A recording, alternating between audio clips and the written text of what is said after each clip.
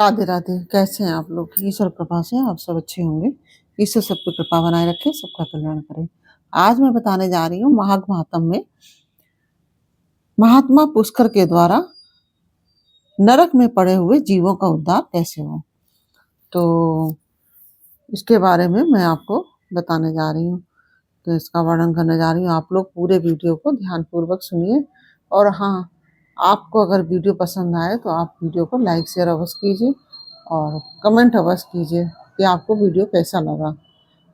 यह हमें वीडियो में कमेंट में अवश्य बताइए।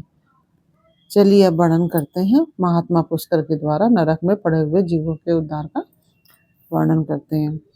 वशिष्ठ जी कहते हैं, राजन, माघ स्नान और उपवास आदि महान पुण्य करने वाले मनुष्य इसी प्रकार दिव्य लोकों में जाते आते रहते हैं।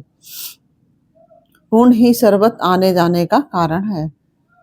जो पुण्य है हमारे हैं वही आने जाने का सभी जगह कारण है।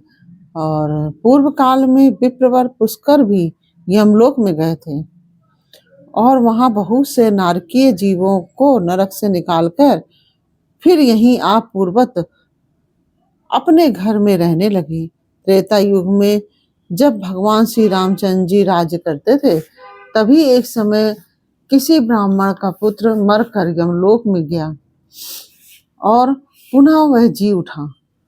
क्या यह बात तुमने नहीं सुनी है? देवकी नंदन श्री कृष्ण ने अपने गुरु संदीपनी के पुत्र को, जिसे बहुत दिन पहले ही ग्रह ने अपना ग्रास बना लिया था, पुनः यमलोक से आकर गुरु को अर्पण किया था।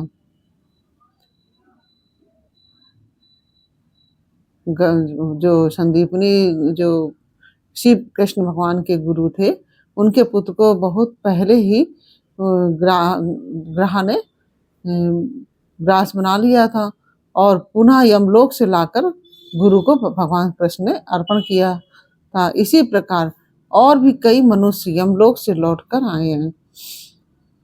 इस विषय में संदेह नहीं करना चाहिए। अच्छा बताओ, अब और क्या सुनना चाहते हो? दिलीप ने पूछा। मुने, पुष्कर नामक श्रेष्ठ ब्राह्मण कहाँ के रहने वाले थे? वे कैसे यमलोक में आए और किस प्रकार उन्होंने नरक से पापियों का उद्धार किया? इसका वर्णन आप मुझे कीजिए। तो वशिष्ठ जी बोले, राजन, मैं महात्मा पुष्कर के चरित्र का वर्णन करता हूँ। वह सब पापों का नाश करने वाला है। तुम सावधान होकर सुनो। बुद्धिमान पुष्कर नंदीग्राम के निवासी थे। वे सदा अपने धर्म के अनुष्ठान में लगे रहते और सब प्राणियों के हितैषी थे। सदा माघ स्नान और स्व अध्याय में तत्पर रहते तथा समय पर अनन्य भाव से श्री विष्णु की आराधना किया करते थे। महायोगी पुष्कर अपने कुटुंब के साथ रहते और नित्य अग्निहोत्र करते थे। राजन, वे अप्रमेय हरे विष्णु, हरे कृष्ण, दामोदर, अच्युत, गोविंद, अनंत, देवेश्वर इत्यादि रूप से केवल भगवान नामों का कीर्तन करते थे। महामते देवता का आराधन छोड़कर और किसी काम में उन ब्राह्मण देवता का मन स्वप्न में भी नहीं लगता था। एक दिन सूर्य नंदन यमराज ने अपने भयंकर दूतों को आज्ञा दी, जाओ नंदीग्राम निवासी पुष्कर नामक ब्राह्मण को यहाँ पकड़कर ले आओ। यह आदेश सुनकर और यमराज के बताए हुए पुष्कर को न पहचान कर वे इन महात्मा पुष्कर को ही यमलोक में पकड़ लाए। ब्राह्मण पुष्कर को आते देख यमराज मन ही मन भयभीत हो गए और आसन से उठकर खड़े हो गए। फिर मुनि को आसन पर बिठाकर उन्होंने दूतों को फटकारा, तुम लोगों ने यह क्या किया? मैंने तो दूसरे पुष्कर को लाने के लिए कहा था। तुम लोगों के कितने पाप पूर्ण विचार हैं। भला इन सब धर्मों के ज्ञाता, विशेषता भगवान विष्णु के भक्त, सदा माघ स्नान करने वाले और उपवास परायण महात्मा पुरुष को यहाँ मेरे समीप क्यों ले आए?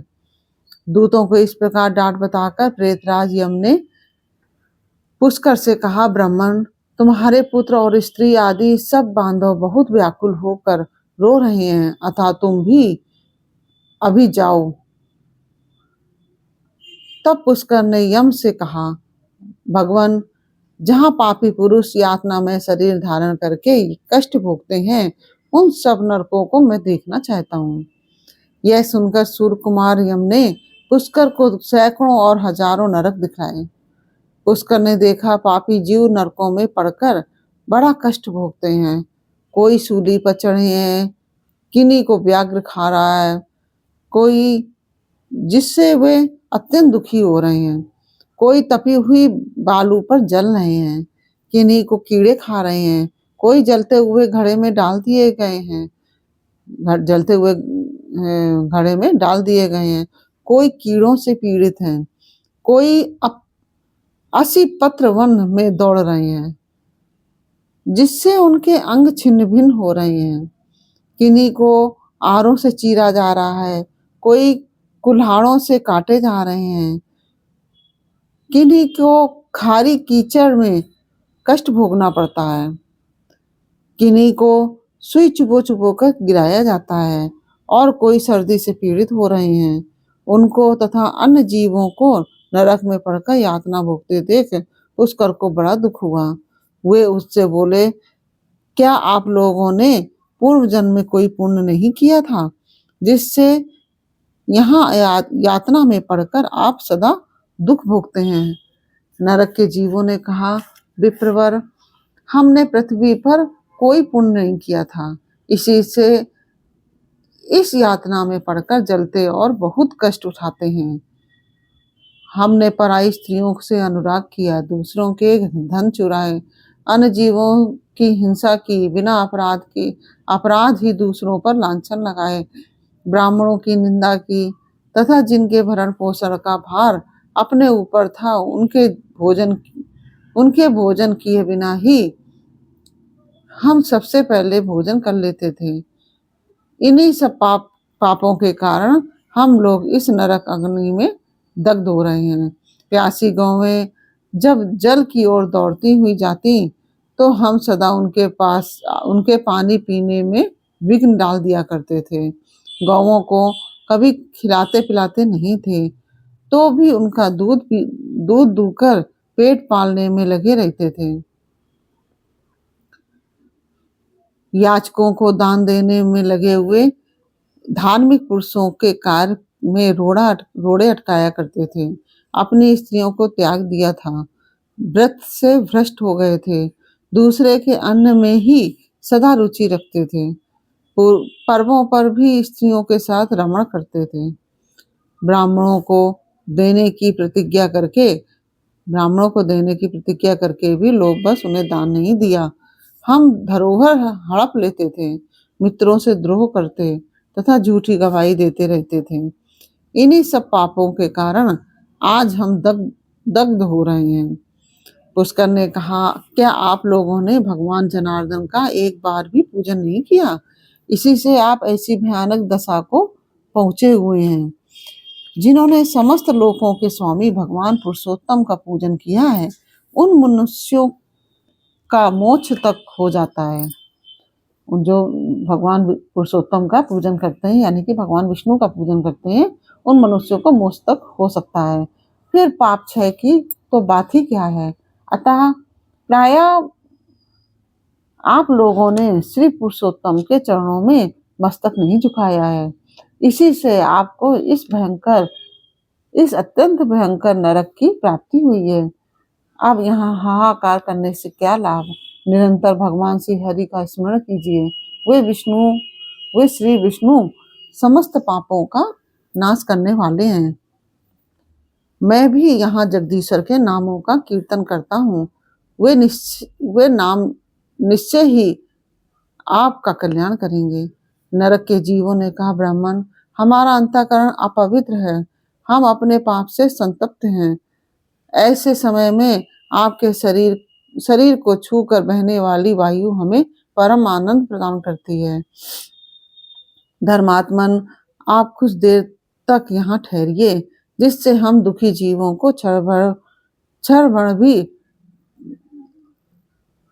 आप मतलब जो जब महात्मा पुरुष वहाँ जाते हैं तो उनसे जो पापी पुरुष जो पापी जीव होते हैं उनको बहुत सुख प्राप्त होता है। तो इसीलिए वो बोल रहे हैं जिससे हम दुखी जीवों को क्षण भर भी तो सुख मिल सके।